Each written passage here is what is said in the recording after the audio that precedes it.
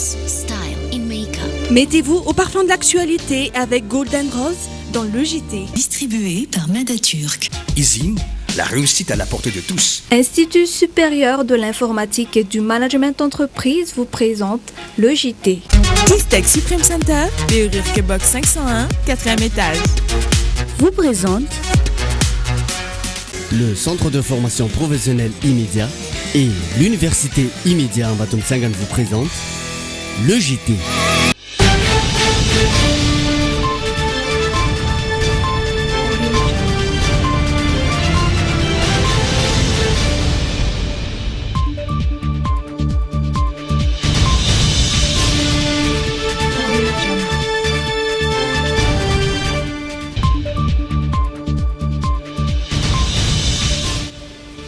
Miarabantsika rehetra tonga soa atao anatin'ny logité amin'izao alakamisy fa 7 ny volana marsa izao.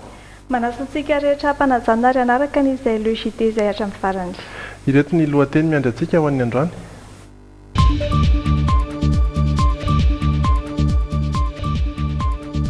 Mahatsapa lesoka amin'ny fitsarana malagasy ny ankamaroan'ny vahoaka izay nataony mpanao gazety fanadihadiana androany.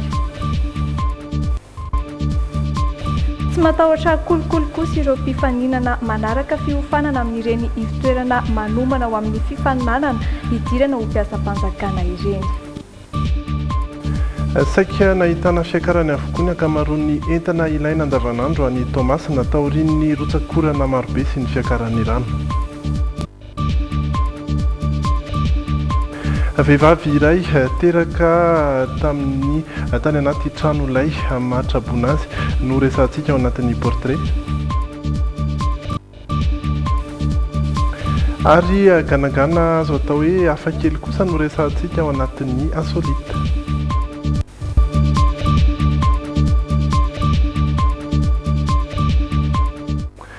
Ao anatin'ny tapany faharoa Francis Turbo niaraka amintsika, ny tapany voalohany kosa iaranay sy miaro sorojo ravaka manolotra ny actu.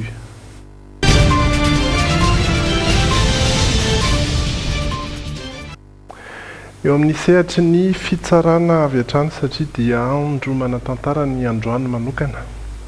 Iray amin'ireo sampandraraha mpanjakana tsy dia atokisan'ny vahoaka loatra ny fitsarana araka ny fanadihadiana nataony Andry Lalain'Andriamasy sy Kasambola-Manana dia saika manome tsiny sy mahatsapa lesoka amin'ny fitsarana malagasy ny ankamaroan'ny vahoaka izay nanaovana ny fanadihadiana androany.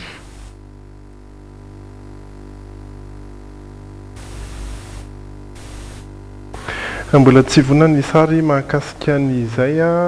ivadika mahakasika ny kolikoly sy ny eny anivon'ny mpiasam-panjakana losika.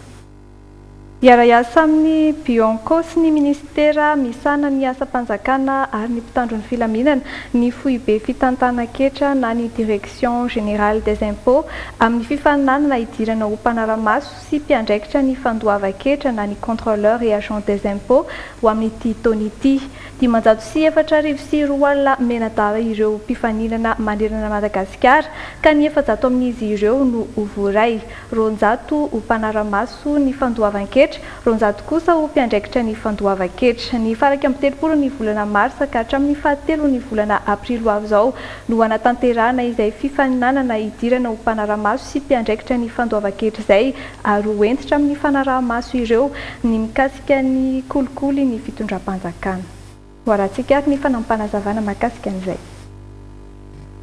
Le psychose zany lasa betabe am'izao hoe mandeha be le resaka. Io zay foana ny voizina ary fomba fiatin'le olona any amin'ny concours le izy. Ny mpisandoka koa dia raha malala fa maro. Arehetra zay tompoko dia mampitandrina an'ireo olona zay mpanao concours rehetra mba tsy ho azo ny fakapana amin'izany fa madio ny concours, madio ny fidirana amin'ity concours contrôleur sy agent. Fa raha ohatra ka misy sanatriny resaka mandeha dia ataontsika resaka eny amin'ny couloir fotsiny zany fa averiko indray mandeha hoe raha misy ny prova eo ny Bianco afaka manome tokoka tokony menay partenaire fa atao mangarara araka ny tokony izy ny fanadihana-mpanjakana. Fa tsy matahotra kolokolo kosa ireo mpifaninana izay manaraka fiofanana amin'ireny ivitoerana manomana ho amin'ny fifananana idirana ho mpiasam-panjakana ireny fanomanana izay tokony ho ataon'ireo mpifaninana volana maromaro mialohan'ny hiatrehana izany nanatona ireo mpiadina ho amin'ny fifaninanana idirana ho mpanaramaso sy mpiandraikitra ny fandoavan-ketra ary Itsiory Arsoa sy Anjarakotono Rainy.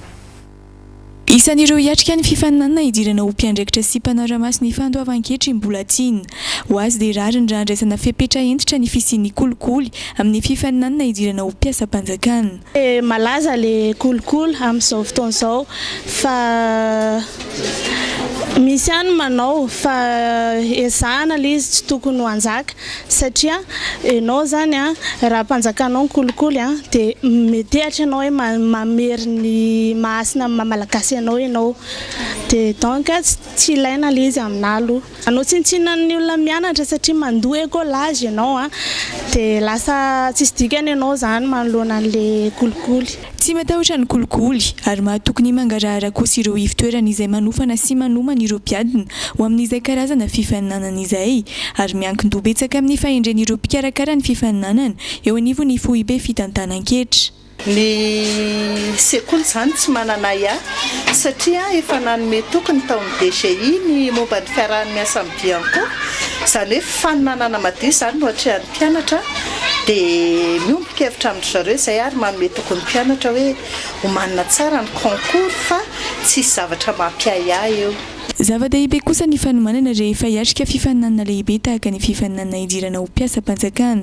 Fanomanana izay tokony haritra volana maromaro mialoha mihitsy ho an'ireo mpiadina ho amin'izay fifaninanana izay. Ny tena zava-dehibe amin'ilay fanarahana ny kory zany dia maro ireo ankizy no efa taloha be ny nahazo bac. Misy tamin'ny 1999, misy tamin'ny 2008 dia efa adino tany an-dakilasy dia famerenana sy fanaovana karazana ohatran'ny hoe résumé an'ireo zavatra tany an-dakilasy ary tsy izay ihany fa fitretena ireo stéréotypes izay efa nitranga tamin'ny taona teo aloha toy ny hoe fitretena stéréotypes nitranga tamin'ny 2005 ohatra na tamin'ny 2009 tamin'ny taona rehetra teo aloha zany dia izay no averina tretena mba hitan'ilay ankizy zany hoe ohatraohatr' izao ny fipotran'ilay lazahadina any.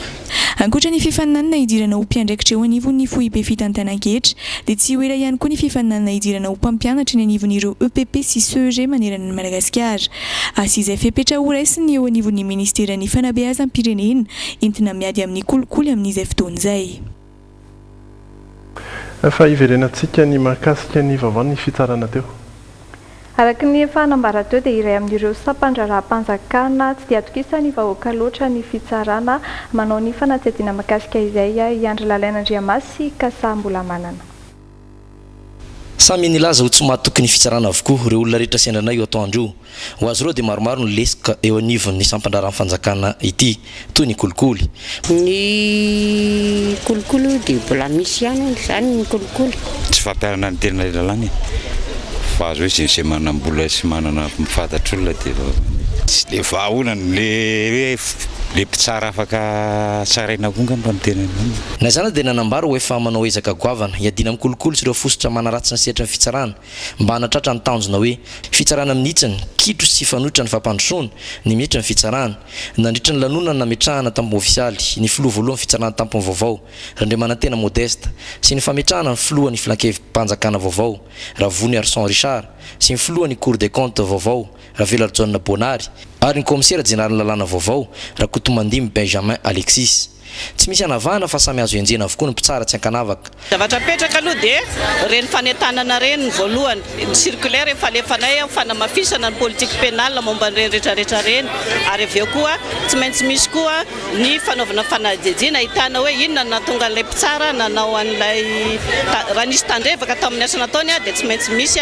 ny atao hoe fananarana azy eo ateny conseil de discipline zay zany no fanamafisana. Natsapo ezaka vita ministère rahateo ny filoha-pirenena ka naporisika azy ireo mba hanohy ny ezaka natao. Nanambara rahateo ny filoha Hery-Janoro-Mampianina fa vonina metraka fanjakana tan-dalàna sy amerina ny asan'ny fitsarana ary metraka amin'ny tokony ho izy ny lalàna izy sy ny fanjakana tarihany. Misaotra mandroany ho iaho satria sahy ianareo sana maky tantsirana ary rehefa niainy ny angam-panana Andriamatoa procureur général teo androany na izara dia mataitaisa mba te hiteny hoe saotranareo namaky patsirana zavatra rehetra zay mety nitongilana ary any tsy mafy zay mety mivilana atao izy manoy azy satria haiko misaotra satria zany ilay ny vahoaka dia miaino anareo jery anareo banjina zay eto anareo tsy anareo miafina ho fiarovatena ny ilay ny vahoaka fa ianareo vonina milaza manaiky fa mety misy tsy mety ao mety misy tokony arenina ao ary vonina ianareo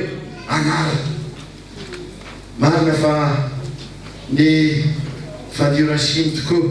tsy maleo ny fadotoray tanty karaky ny fandrazainareo zao ny fandrazaika anareo rehefa mety foana izy ty tsy mifosotra tokoa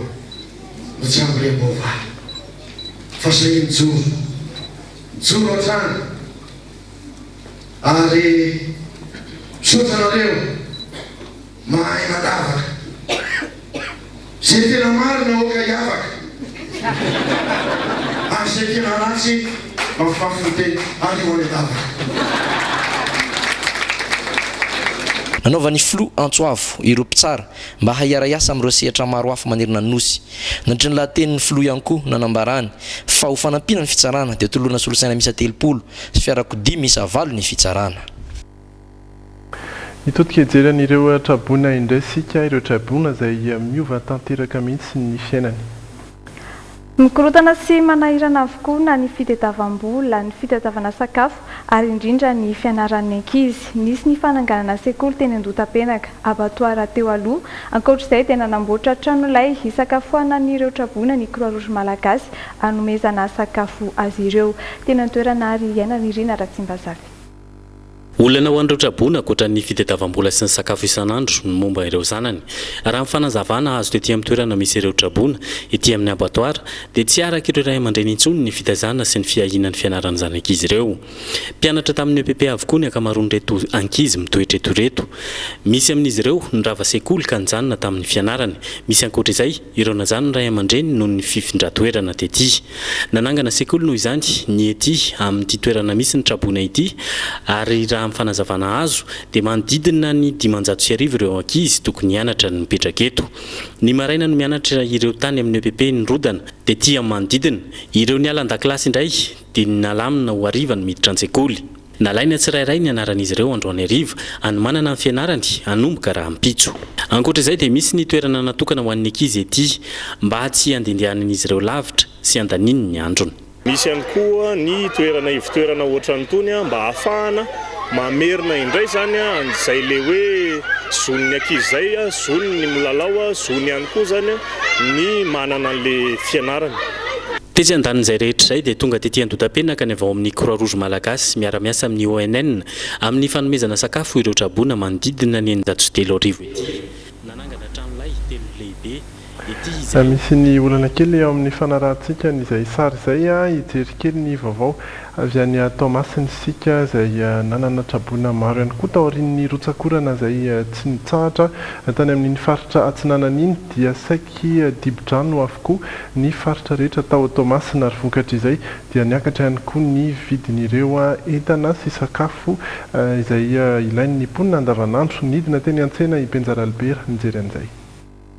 Taorinan'ireny rotsakorana be teto amintsika ireny dia saika nahitana fiakarana avokoa amin'izao ny ankamaroan'ireo entana ilain'ny mponina andavanandro eto Tomasina. Anisan'ny tena ahitana izany ohatra ny vidin'ny vary izay efa misy tafakatra hatrany amin'ny 700 ka hatramin'ny 500 sy 700 ariary. Ny tsikaritra dia ireo karazam-bary vokatra eto amintsika toy ny vary gasy sy ny makolioka no tena hiaran'izao fisondrotana izao. Araka ny fanazavan'ireo mpivarotra dia voatery tsy maintsy mampiakatra ny vidin'entana izy ireo satria dia ny avy any am-potony fakan'izy ireo izany mihitsy no miakatra. Manampitrotraka raha teo izy ireo ny fitaterana azy ireny, indrindra ny vary izay saika avy any Ambatondrazaka no ahakana azy ireny ho tonga eto Tomasina. Mety anatin'ilay fisondrotana amin'ilay vary amin'izay zany araka fisatonan'ilay vary zany ohatran'ny tratran'ilay rano be zany dia tapaka lalana Ambatondrazaka. Tsy automatika tsy maintsy misondra dia fanjaraka. Ny maskarena zany amin'ny eny mpandiana tsy maintsy herinandro vao tonga dia tamatavy le vary.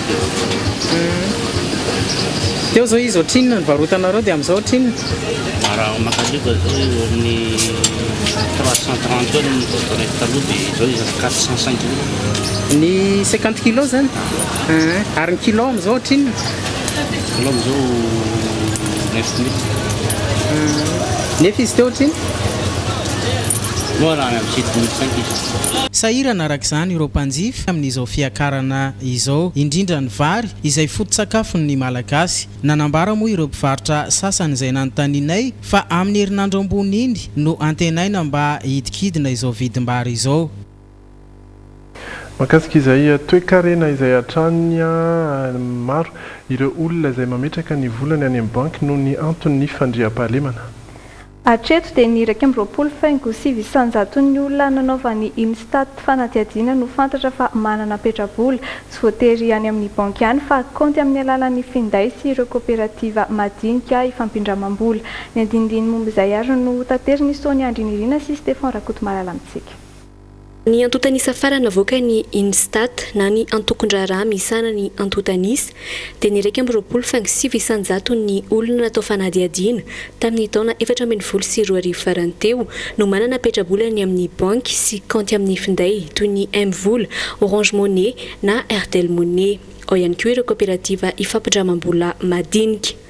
Hatreto dia ny amin'ny faritra Sava no betsaka manana petrabola ary manaraka azy avy eo Analanjorofo. Fa isan'ny faritra tsy maharisika firy amin'izay petrabola any amin'ny banky izay anefa ny any amin'ny faritra Androiny.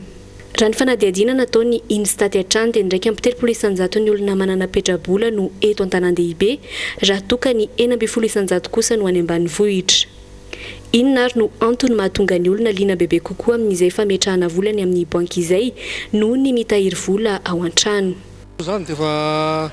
ity arovana amin'ny mpangalatra izay anankiray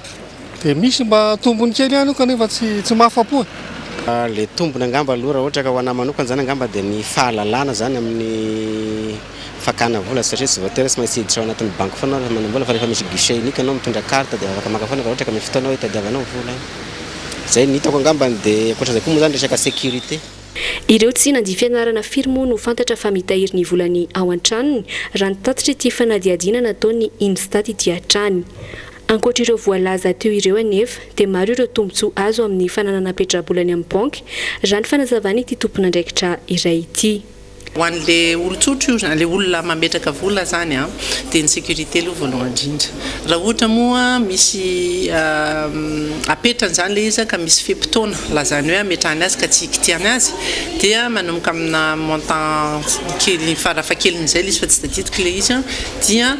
mety afaka miteraka zanany ilay izy. Raha ohatra zany izy fantany fa hoe tsy apetraka fotsiny ao ilay izy dia hosotominy rapitso fa fantatra hoe misy fe-potoana izanonana dia mety misy zana-bola azo Isan'ny mampiakatra be ny isan'ny olona manana petrabola moa amin'izao fotoana ny fisiany ireo kaonty amin'ny telefona izay mora kokoa ho an'ny olona ny mamorona kaonty amin'izy ireny raha oharina amin'ny any amin'ny banky. Eo amin'ny lafiny fampianarana indray kosa dia nisy ny fifanarahana teo amin'ny ministeran'ny fampianarana sy ny sandika. Manomboka izao sy intsony ny fidinana an-dalambe ho ataon'ireo sendika isan-karazany eo amin'ny sehatra ny fanabeazana raha sendra misy fitakiana na fanehoan-kevitra tian'izy ireo atao. Notosaina androany raha teo ny fifanaovan-tsony ho fifanarahana fiarahamombon'antoka na ny protocole d'accord teo amin'ny ministeran'ny fanabeazam-pirenena sy ireo sendika mba hanamorana ny fifanakaloza-kevitra eo amin'ny rontontana natrika izay fanaovan-tsony izay i Sonia Andrinirina sy Stéphane Rakotomalala. Hatramin'izay dia tamin'ny alalan'ny fitokonana sy fidinana an-dalambe izay miafara amin'ny korontana foana matetika no nentina ireo sindika na fikambanana eo amin'ny sehatry ny fanabeazana naneo ny heviny, ny fitakeny na ihany koa ny tsy fahavalem-pony. Efa misy anefa amin'izao ny fifanarahana fiarahamombon'antoka na protocole d'accord niarahan'ny ministera ny fanabeazam-pirenena sy ireo sindika ary fikambanana rehetra eo anivon'ny ministera namolavola ka natao sony androany. Manomboka izao dia iaraha-midinika avokoa ny fanapahan-kevitra rehetra ao amin'ny ministera mba hahamora ny fampiarana izany. Ia hoe sokafana ny trano miady hevitra ato an-trano no atao. Ny fanapahan-kevitra ato an-trano no atao. Fa ahoana moa ny ahafahantsika miady hevitra raha ndray ato an-trano dia indray répéterie. Mety ho fampiasa amin'ny telefona angamba mety mifampikikika angambany fa tsy afaka miadevitra atotsika miadevitra zany tsy midika aloha zavaina tsara fa sao dia misy tsy mahazo zany tsy midika fa tsy mahazo mihitsy mpanao gazety nareo atsoa mpanao gazety teneno zay tsy mety kiano izahay mba ahafahanay manao zavatra tsaratsara kokoa zany tsy midika fa tsy mahazo manao fihetsifihetsehana ianareo rehefa manao fihetsifihetsehana malalaka ny tokotany entinanao atao trano ihany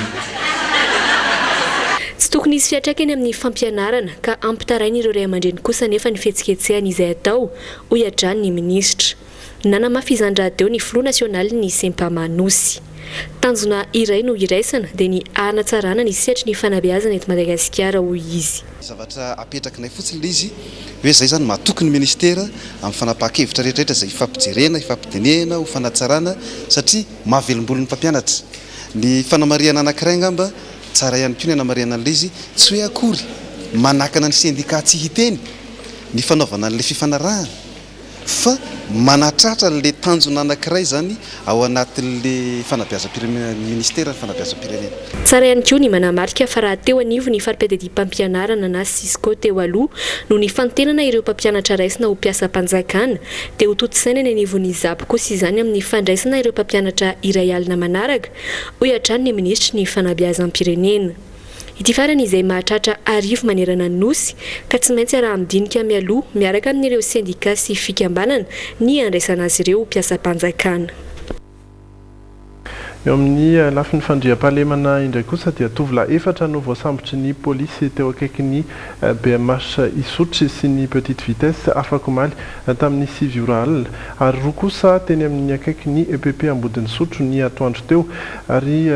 teo ampanendahana mpandalo mihitsy ireo roa ireo no voasambotra raha ny omaly tamin'ny atoandro indray dia 10 no tratra ny polisy avy amin'ny boriboritany faefatra teo ampofoana Rongony ary tao anaty tranorava teny Andavamamba sy anaty hazo faharoa alohany anaovan'izy ireo ny asa ratsiny efa miena hatrany ny taonan'ireo mpanendaka sy ny mpanao sity mahery ankehitriny satria 420 taona ny zandriny indrindra tamin'ireto tratra ireto mahakasika an'izay fandriam-pahaleman'izay ihany koa dia misy ny antso ataon'ny mpitandro filaminana Karoan'ny polisy misana ny eloka behivavy ankehitriny zosina ampozina Entso noho ny fiahiahina azy ho navanona ny famonoana nahafaty ny mpampiasa izay mpandraharaha nonona teny Ambodiady Ambohida Ambohidrapeto raha ny zava-nisy dia tsatokantsy fito no nahafaty io mpandraharaha io na dia efa nialana nenina teny amin'ny hopitaly azy izy ilazany izany ireo izay manana vaovao momby io lehilahy io mba ampilaza ny mpitandro ny filaminana avy hatrany fa ny any Antsirabe kosa dia notanterahana ao amin'ny Akmil ny akademia miaramila nanomboka androany ary toy rampitso ny dialogue de défense andian'ny fahatelo mahakasika ireo ambana avy any ivelany sy ny fiarovana ny sistany malagasy no tena loha hevitra ao anatin'izany ao anisan'ireo arovana manokana ny sistany ny fivoahan'ireo zavatsarobidy avy eto Madagasikara toy ny andramena anisan'ny nodiniany izay amin'izao fotoana any Antsirabe isan'ireo voaresaka mandritra ny dialogue de défense andian'ny fahatelo ny mahakasika ny fiarovana ny sistany sy ny varomaizina toy ny mahakasika ny andramena andrasana moka paikady sy rindran-damina iombonana eo amin'ny ady atrehan'ny Madagasikara mahakasika io varomaizina andramena io ny fifanankalozana naharitra 2 andro eto amin'ny akademia miaramila ny fiarovana sisin-dranomasina matsy tsy resaka hoe sambo fotsiny na hoe miaramila fotsiny fa mbola tsy maintsy misy aloha ny stratégie nationale momba an'izany ary iraisan'ny rehetra dia misy indray le hoe fifandrombonana na coordination interministérielle sy interinstitution rehefa mitovy daholo ny fomba fijery dia mora ny budgetisena na ametrahana teti-bola amin'izany ady izany dia izay indray zany vao mijery hoe iza raha ny olona sy ny fitaovana entina manao azy dia izay indray vao mijery raha voasambotra raha le olona dia atao inona dia manaraka indray rehefa ohatra izy migadra dia makaiza sa atao lamandy sa ino ny hazo efa nivoaka atao be dia be zany zavatra atao dia izay no ilana fampiresaka amin'izao atao hoe dialogue de défense mbola olana eo amin'ny fiarovana ny sisin-dranomasin'ny Madagasikara manoloana ireo varomaizina anefa ny resaka teti-bola raha ny fanazavan'ny ministry ny fiarovam-pirenena androany aloha tsika tsy manana fa satria raha tsy asianao le budget dia tsy ho izy satria tsika malagasy any manao ny budget zay ny ilana an'le dialogue ahafantarany be sy ny maro inona le olana inona ny priorité apetraka mandray anjara amin'ity dialogue de défense andian'ny fahatelo ity ihany koa moa ny banky iraisam-pirenena izay efa niditra antsehatra amin'ny ady amin'ny fitrandrana tsy ara-dalàna ireo andramena eto Madagasikara hatramin'ny taona 2024. Hivadika amin'ny vaovao avy any ivelany indray koa sika.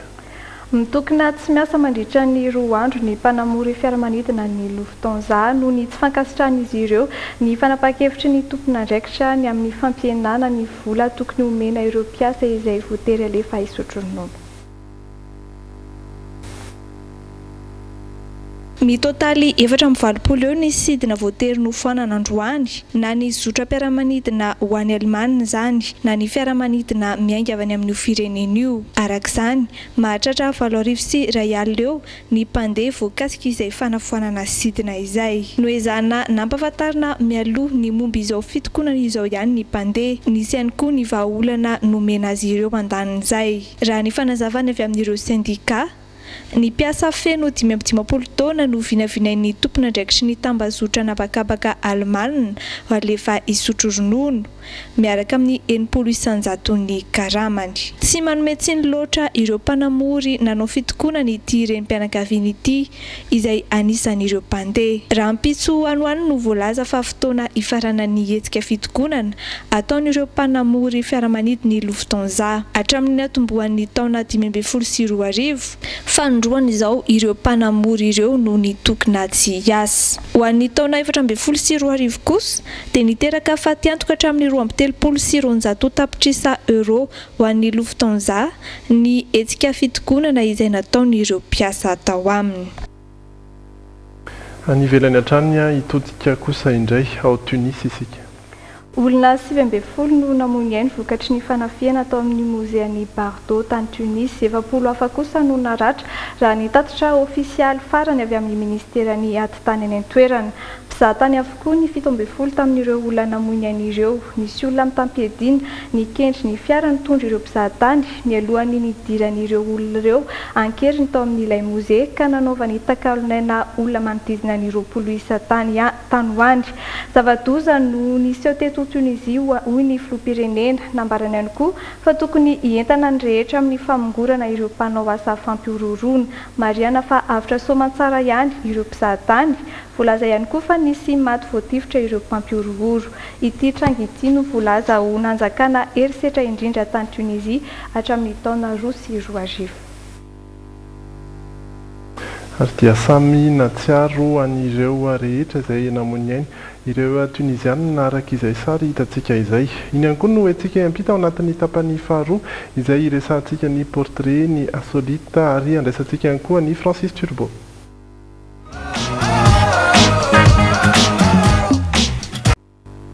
Miditra ny tapany faharoa ny logité isika miaraka amin'ny Francis Turbo. Manao Francis? Ia dia faly miarahaba ny Rija, faly miarahaba ny mpiara-miasa rehetra, miarahaba antsika mpijery. Salama tompoko.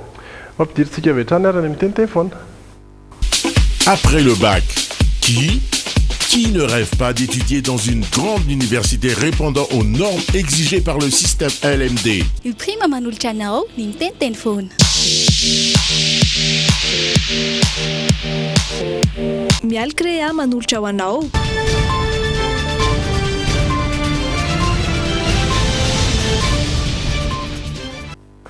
Inona no vaovao sy ny azo ambarana? Misy fotoana tsy tena teto Antananarivo renivohitra tany Antsirabe tany. Ary dia vaovao avy any aloha zany avy ny orana. Zay zavatra tena mahagaga. Avy be ny orana fakomaly alina, avy be ny orana omaly tolakandro, ary le orana omaly tolakandro zany dia nisy varatra be ny poka be mihitsy ary nisy avantra.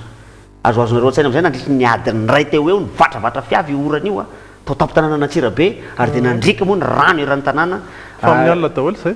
Atoandro ka. Atoandro nanomboka tamin'ny 4 ora tolakandro hatramin'ny 10 ora sasany teo tsisy nivoahana mihitsy tao Antananarivo tao Antsirabe. Ary eto dia faly miarahaba manokana anareo any Antsirabe any fa dia mitendry zareo fa dia manaraka logité izy dia tena misaotra anareo. Isy moa ny reportage ho alefa kely any amin'ny herinandro an'izay sary nalailaina teny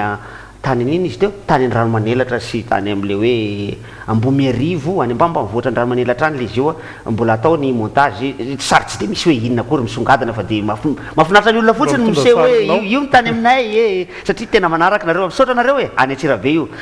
zay ihany koa no nararotana iresahana ny resaka tany Antsirabe teo satria rehefa aveo moa zany ho asehoko le izy ny sary le tery amin'ny Akmil dia nisy an'iny famelabelan-kevitra na ny interview nataony nga ministre ny fiarovana ny général izay tsy tadidiko teo le anarany iny fa tsy de tena le resaky iny koa ny tena tiako razaina fa efa nasaiko jerenjalao fa ny olona io amin'ny ankapobeny matahotra caméra tsy le olona atao interview loatra fa ny olona any an-damosina any fa vao mahita caméra le olona tonga de mitsoka alefa sanga le sary lirio hoe le olona le atao an-damosina mahita caméra iny bandy iny de tonga de mitsoka vao nahita caméra de jereo misy miaramila anankiray zay miaramila matanja be iny io jereo iny zao niverina izy iny tonga de mitsoka izy zao de misy miaramila matanja be iny ty mitsoka ihany koa iny mahita caméra iny olona iny zany hoe sao de hita eo nefa manimba sary kosa ka le izy vao maika hoainina be le ohatra zao hoe tsy aleo hoe ohatranay le mizoe film mantsy rehefa milalao film de tenenina le olona mba ho figurant mba ho naturel kokoa mba hoe ara-dalàna kokoa zany hoe atao voatrany tsy misy le caméra de mandalova fotsiny nareo fa vao manao ohatrany iny de hita be hoe miala caméra somary matsikaikely any akoatran'izany moa ny matoa am-baovao teo ny resaka fitsarana vao nandeha iny le interview nataonareo nataony namana mpanao gazety iny hoe tsy mahatoky ny fitsarana ny olona tena mitombona le izy tompoko tena mitombona mihitsy ary tokony hatonga saina ny rafitra républicaine misy atao amitsika mihitsy hoe nahoana tsy atokisan'olona ny fitsarana ary rehefa navoakany zareo avy any amin'ny Bianco tokoa tsy haiko moa izy namoaka ny statistique iny fa hoe tena nisany anjakany kolikoly indrindra dia ao amin'ny sehatra Bianco namoaka an'iny de tamin'ny heritaona sa tamin'ny roa taona izy iny ny ao amin'ny sehatra ny fitsarana de zany ve de tsy tsapanareo mpitsara tsy tsapanareo ao amin'ny appareil judiciaire rehetrarehetra eo ve fa misy zavatra tsy manjary ao aminareo ao tsy mahatsapa ve nareo tsy menaka ve nareo hoe za de mpitsara ary de eto de tonga de tadidy koa ny toriten'ny moperanay tamin'ny alahady fa zany raha azo ataona nitehaka atao am-piangonana nitehaka ny mpiangona rehetrarehetra fa tena ozy izy resaka momba ny fitsaran'Andriamanitra zany ny fitsaran'Andriamanitra dia tsy eto amin'ity tany ity fa aiza mipetraha ianao tsara naverimberiny tsara misy hoe mipetraha ianao tsara zay tao anatin'le izy mopera vaovao tsy mopera tena mpampivavaka ao aminay loatra fa sendra mopera nandalo ny aminay moa zany misy mopera tena efa tompotoerana de misy mopera sendra mandalondalo reny fa izy rehefa nitorotena kely fotsiny sisa tsy nitehaka ho an'ny olona hoe tena hoe mopera milay ve tena tokony hanao spectacle miaraka amina Francis Turbo na Gottlieb na tarika Fouilleto ny mopera tony fa tena mahafinaritra zavatra teny vao nanomboka ny teny izy hoe ny fitsarana any an-danitra tsy mba ohatran'le fitsarana eny Anosy akory ny eny Anosy mialatsiny raha misy mpitsara atao am-piangonana fa ny Anosy zay manamanam-bola dia tsisy zany rariny zany fa zay ny rariny de azo vidinao ka raha ohatra ka misy olona tena hoe manana ny rariny ao rehefa migadra anao izy mpitsara de migadra rehefa misy olona tena nanao adisoanao rehefa afaka ianao izy mpitsara de afaka mba menatra tsika mpitsara ianareo mpitsara am'zany mba tokony ho tonga saina ianareo mahafantatra ny zavatra nataonareo nareo misy voavidim-bola ny fahamarinana eto amin'ity Madagasikara ity be de be ny olona menomenina misy rangahy iny efa mpiantso anay foana tam'izay mbola nanao n'le fandaharana kidona maraina tamin'ny fotoanandro le fela be miantso foana izy amin'ny resaka tribunal io ny fanena tamiko le olona io tany Antsirabe tamin'ny omaly maraina de mbola ozy izy hoe mbola mipetraka ane iny resaka iny hatramin'izao izy ary mbola iantso anareo any amin'ny fandaharanareo any raiky io ao izy tsy mbola misy fiovana mihitsy resaka fitsarana de tsy atokisana mihitsy amin'ny ankapobeny eto Madagasikara ialako aloha fa za mbola tsy nandalo tany amin'ny resaka fitsarana io fa engane mba tsy voaroiroy am'izany aho ny eo resaka tahan'ny olona manam-bola any amina banque napetra-bola any amin'ireny mobile monnaie moa filazan'ireny zavatra reny na Airtel Money na Orange Money na M-vola io de tena mitombona tokoa le tare market eo kanefa naizana zany azy ohatra mahita hoe betsaka ihany raha ohatra ka ny raiky amin'ny roapolo isan-jaton'ny olona malagasy manana petra-bola betsaka ihany zany fa raha ny fahitako azy zany aloha de misy olona hoe manana petra-bola mety zara raha misy 2,000 ariary ny volany any anatin'ny mobile monnaie any misy koa mety hoe vao mipetraka de tonga ny karama de tsy maintsy sotomina satria ny ankabeazan'ny olona ohatra zay daholo ny atiandreny vohitra indray io ny ankabeazan'ny olona tena mijery mihitsy ny ara mitondra le carte iny izy eny amin'ny gab mijery izy mbola tsisy aho e zany hoe tsisy vola mihitsy ao zany manana ananany fotsiny le petra-bola fa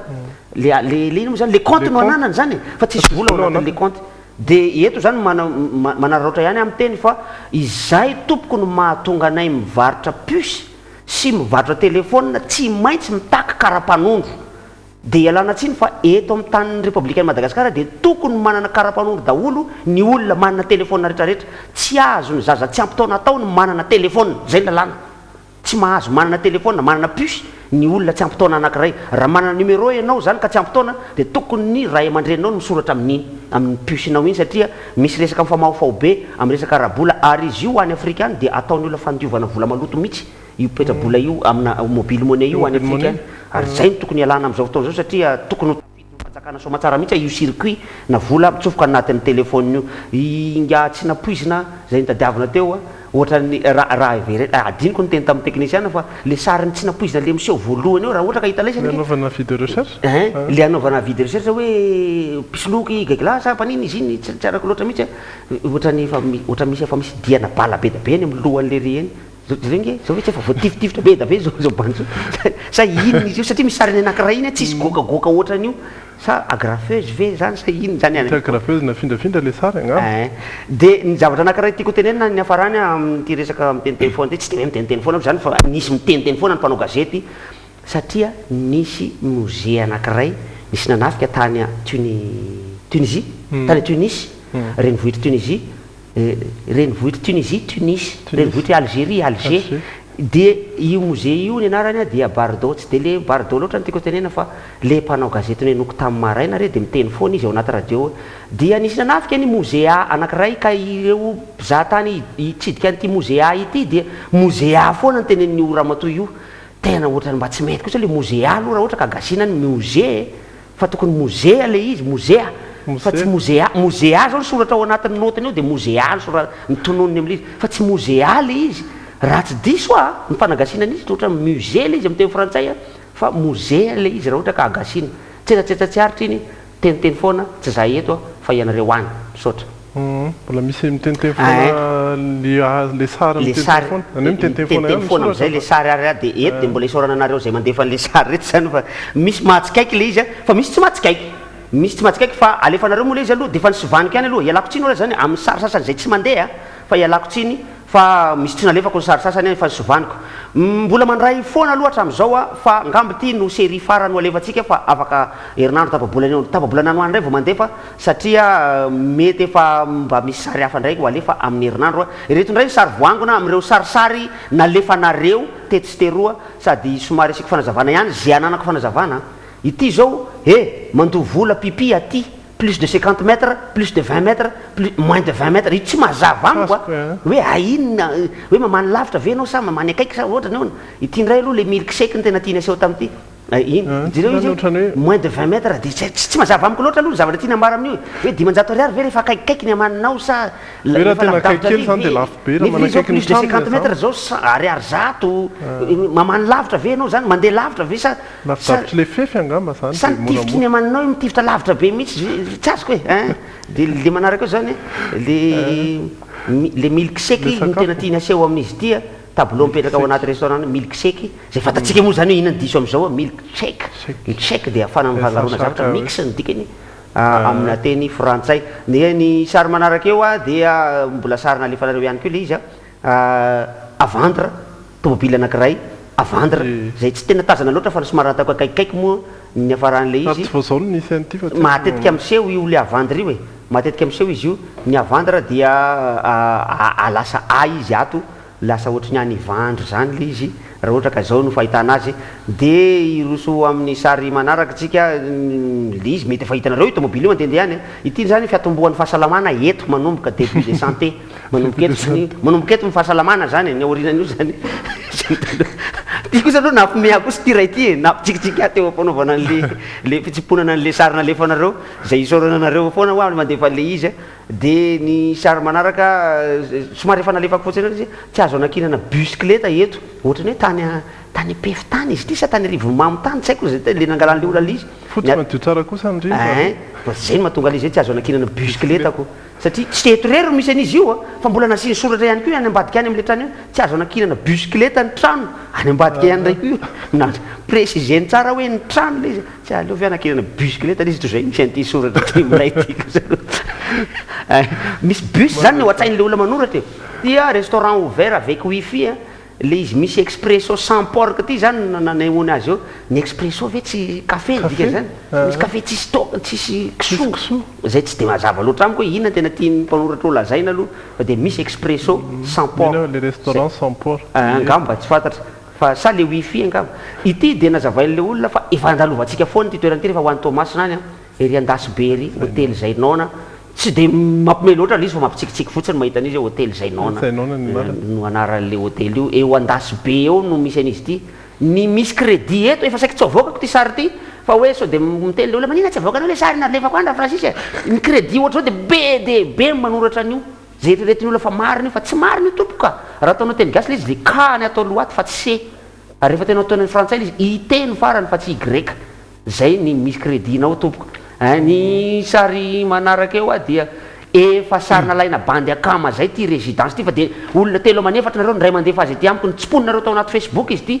bandy namana nakan'io sary io fatako le olona nakan'izy io fa tsy izy akory nandefa ty sary ty hita ty amiko résidence de ny commentaire nareo moa hoe ao anatin'ny région io ve zany midansa sa ny aloe am io sady hoe accent aigu misy R mazava tsara ny voalazan'ny mpanoratra tiany lazaina Maroala résidence Maroala any amin'ny sisiny any ty any Thomas na sany 10 point any Samuela alika mamany eto zany hoe iran'ny Samuela le misy hoe alika mamany eto tiany aseho amin'io fa lasa Samuela alika mamany eto le izy koa zana makany voalohany ohatrany hoe alika eto mamany pamako an'le izy ay moa alika mamany alika no mamany eto dia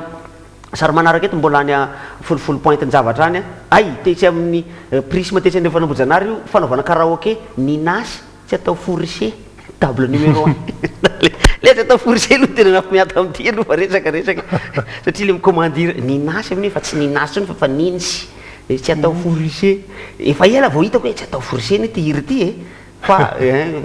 atao amina restaurant anankiray tetsy an'le fanambojanary tetsy ity tany 10 point fa le reo zany tena preuve tena Manchester City tanteraka mihitsy ny Zabaleta sy ry Yaya Touré sy ry izy ty Aguero fa Manchester City mihitsy zao ka satria be dia be ny maillot ohatrany any amin'ny sisiny any de ny sary farany eo ngamba tsy soratra le sary farany eo fa ty trano rava any MPF ty nalefan'ny olona tatya hoe magaga fa de misy antenne télé ity trano rava ty zay ireo sary voangona tato anatin'ny herinandro tompoko de alefasy foana sarynareo tsy averiko tenena le adresse mail fa efa tota fa oka aloha fa manaraka anay izy teneneto ndray de mandefa sary vaovao ndray nareo ho an'izay efa manana moa de alefasinareo ihany fa tsy manina le izy misy soratra hafa ao mahalina be ny soratra sasany ataonareo raisinay foana reny fa ho resahana any amin'ny toerana hafa mety any amin'ny radio ngamba resahana azy fa tsy eto amin'ny télé misaotra betsaka misaotra nareo de misaotra amin'ny Francis ihany koa hiditra mbola miaraka eto antsika hiditra anatin'ny portrait aloha sika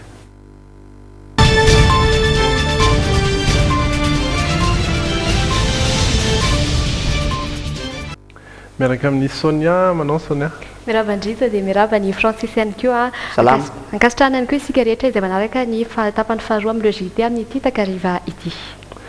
nijery ny Trabona isika anisan'ny mbola malaza izy ireny ary misy tantara iray manokana mihitsy ho an'ny androany dia nitsidika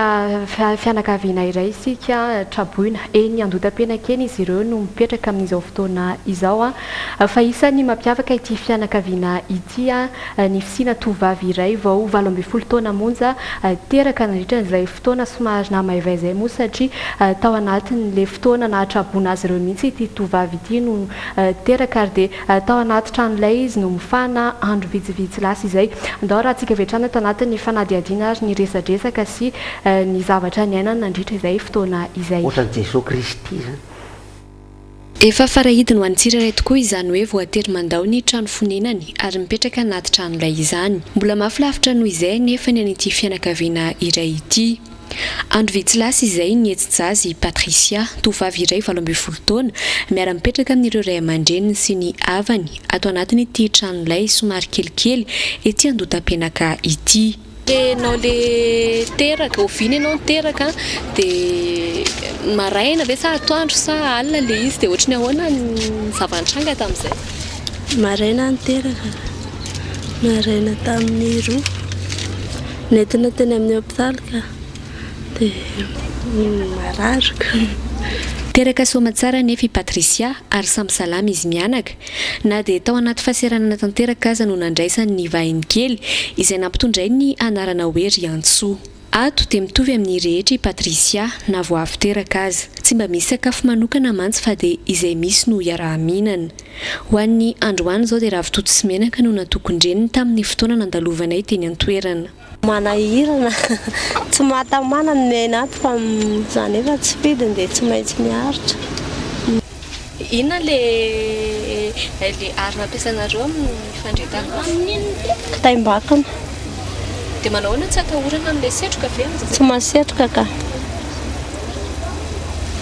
Tsy setroka, misy ilay vao mirehitra ihany izy misy setroka. Fa rehefa mirehitra izy tsy manetroka. Ny vola no tena manahirana hoy izy ireo satria tsy misy ny asa. Na izany aza nefa dia miezaka miaina amin'ny zava-misy ireo fianakaviana ety an-toerana. Iry Antsoa moa no zafiafy voalohany ato amin'ny fianakavian'izy ireo ka dia afaliana tsy ombitratra ho an'ny reniben'ny tokoa no nahaterahany. Faly be tratra ny zafiafy. Efa ela mihitsy na indriko zany dia efa faly be fa tratra. Napoziky mihitsy ilay izy ohatran'izao mihitsy nandray. Tamin'izay ara tamin'ny vao niakatra teto izy dia tranonombol'olona tery no mipetrahanay ry satria izy mbola tsy nanana tsy navita ninona mihitsy zany. Ny ara-bola tsy misy, fidiram-bola tsy misy dia tao tranonombol'olona izay no mipetraka. Dia rehefa avy ny orana dia mipetrapetraka fotsiny fa tsisy atoriana mihitsy zany. Fa mipetrapetraka fotsiny izay. Milamindamina ihany aloha izy ireo hatreto satria mbola mitafy sy mihinana na dia trano tsy zarizary aza no hitoerana izy mianaka kely. Mahonena le tantara fa dia mampitehana kahery foana zany amin'ny olona ohatran'ireny so ihany koa ary nefa mba ao anatin'ny andro mafana tsika izao fa raha zany hoe ririnina sahirana ny miteraka amin'izao amin'ny anaty trano ilay. Sy ihany koa efa nitsaratra aloha ny orana dia mety moramora kokoa. Saotra sa niany tondra an'izay tantara izay hijery kely any Philippines indray isika. Nefa ianao tokony mbola eo foana. Voyager avec Air Madagascar dans Globetrotter.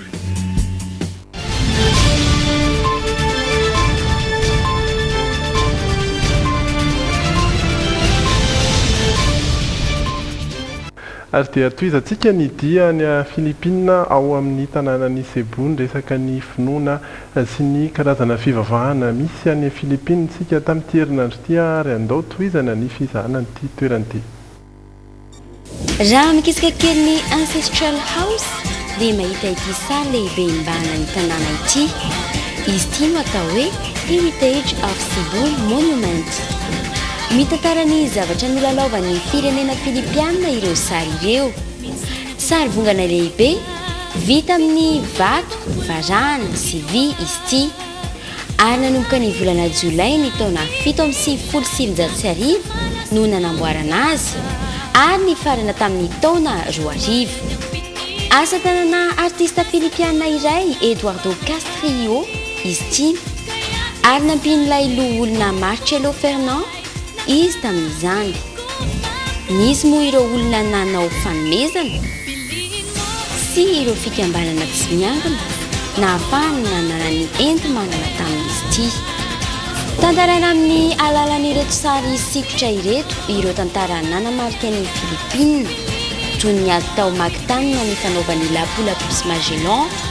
Io ny tantara lehibe indrindra amin'ny tantaran'ny Philippines satria nahafaka ny Philippines teo ambany vahoan'ny Espanol sy nahafaty an'ny Magellan. Raha araka ny lovantsofina na ny fivadian'ny Raja tamin'ny vanim-potoana Espanol tamin'ny finoana katolika, izy no olona ambony nanaiky ny vavaka voalohany tany ary nanaiky natao bateny mihitsy. Eny fa na ireo olona nanaraka azy dia notariny tamin'izany fotoan'izany. Rehefa antonona akaiky izy ity dia hita tokoa ny alehibeny. Ny olana kely eto dia toerana no heverina fa ho an'ny mpizahatany. Tsy ilaozan'izay olona manao maloto amin'ny sisin'ny rindrina nefa eto. Ary misy olona mipetraka ihany koa na norom-ponenana eto mihitsy. 10 minitra dia afaka mahita ny tantara nanamarika ny Philippines ianao. Mandalova eto fa ity ny toerana tsara tsy diana indrindra raha maniry ahafantatra ny tantaran'ity firenena iray ity. Zany hira mandravaka azy zany zao hira Filipiana? Iran'zareo Filipiana tokoa moa zany Filipiana. Ino manko zao isaorana anareo foana zany ho le mandefa le fanamariana aty amiko amin'le miresaka mail satria niresahana teto inona tokoa ny mponina any amin'ny teny frantsay le izy Philippin ny lehilahy dia Philippines ny vehivavy fa amin'ny teny gasy le izy a tsy filipianina kay ono fa filipina ihany koa le filazan'ny mponina any fa ny filipianina dia le avy any Philippie ao anaty baiboly ka tsy fantatro ny famarina sy ny tsy famarina zay fa mety le izy koa moa tsy teny gasy zany isaoranandry zareo zavavy avy any Philippine koa anarale firenena isaoranandry zareo avy any Philippine nitondra niny reportage iny mba ahitana ny tsy fahita ie dia mbola hitohizantsika izay raha pitso izay dian'ny Philippine izay fa zao aloha hiverina kely eto Madagasikara anatin'ny insolite.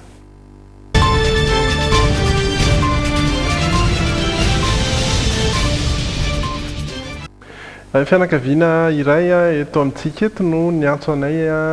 raha vao nisy ny fahaterahan'ireto bibin'ireto ary dia nahita izy fa misy ganagana misy gana somary hafa kely ao anatin'ireto terak'ireto zany ary dia izay no tanterina amintsika. Dia lasa fialambonin'ny fianakaviana mihitsy ity gana kely ity. Manaraka azy avy aoriana ny tongotra roa hafa ary toa tsy mampaninina azy zany fa mahavita mandehandeha ilay bibikely. Ity ampandriam-behivavy Ambohi Manarina no misy ilay gana. Mahavariana ireo mponina eny an-tanàna satria tsy dia fahita firy ilay biby. Nareo efa nahita gana ohatran'ny ny ahoana fahitanareo ny gana io? Telo andro teo izay no fohy ity gana ity ary tsikaritra fa mbola mahavitrika hatrany rehefa karakaraina toy ny fanomezana sakafo eto ohatra. Dia rehefa hita moa izy tamin'izay fotoanandro zay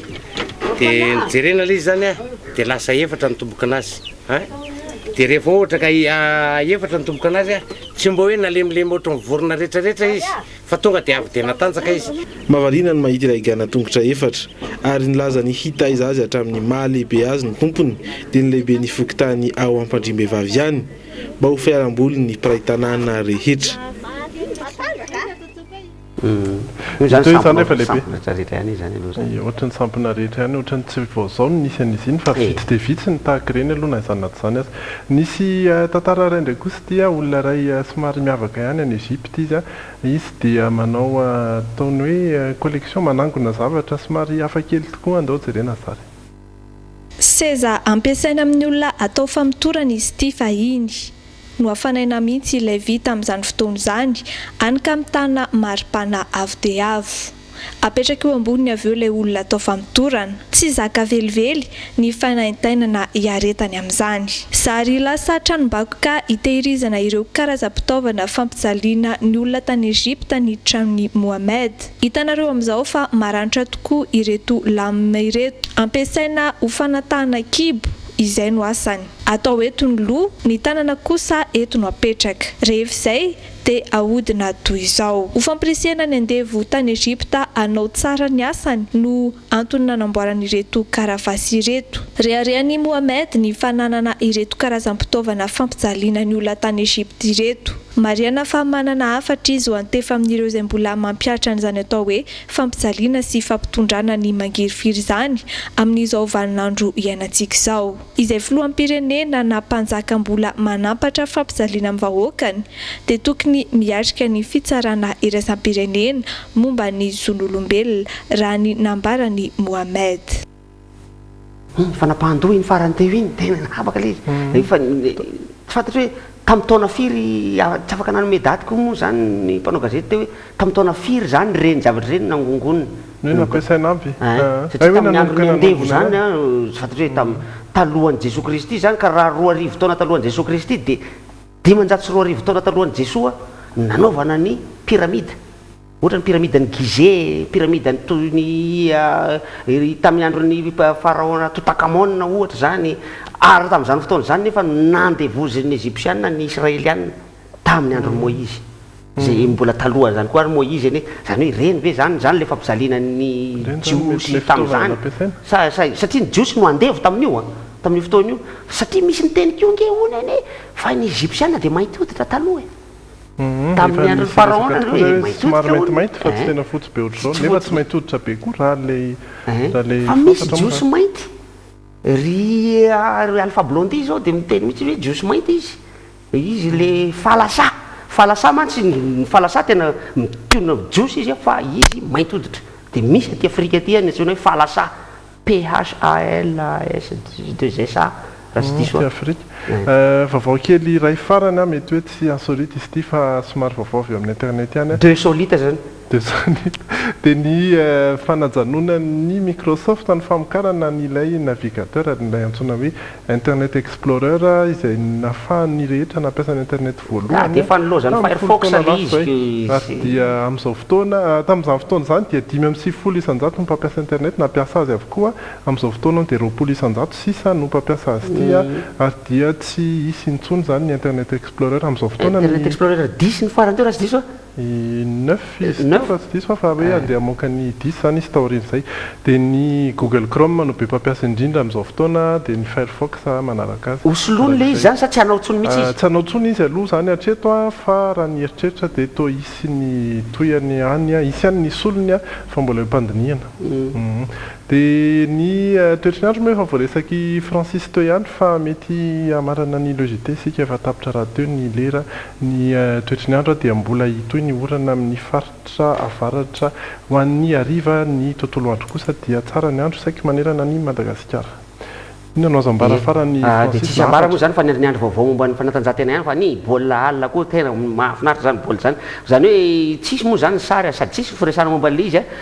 tafakatra amin'ny quart de finale ny Barça zay rahako akaiky tsara mihitsy zay raha ny tena fa dia le baolina maly ny Barça contre FC Barcelona contre ny Manchester City tokony ho resiny 100 mihitsy le Manchester fa tena misy zavatra tsy haiko raha angaty fa tena devant but zao ny Neymar anankitelo be zao tsisy maty voadonany goal daholo valy goal ve no mahay sa Neymar mihitsy nefa tena fa milatsaka koa fomba famonoam-baolina tsy fantatra ao daholo zany horesahana amin'ny fotoana manaraka sady mety mba hitondra sary angamba ny namana mpanao gazety avy ato sady ametrahana andro lalaina Andriamasy horesantsika zay manaraka dia misaotra antsika rehetra niaraka taminay hatramin'ny farany ho an'ny androany raha mipitso amin'ny fitora sasany indray ny logité manaraka raha pitso ny tiragen'le quart de finale Champions League hoan'izay limba avao amin'izany hoandranay horesantsika zay raha pitso fa dia raha mipitso ary ny veloma daholo veloma tompoko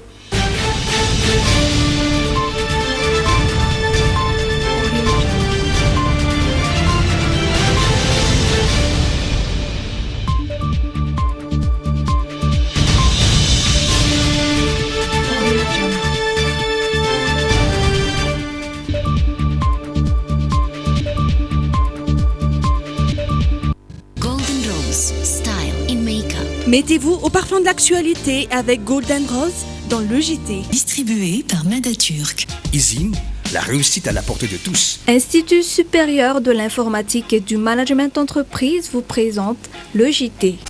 Tech Supreme Center, BE Box 501, 4e étage. Vous présente le centre de formation professionnelle immédiat et l'université immédiat en Baton Sangan vous ont présenté le JT.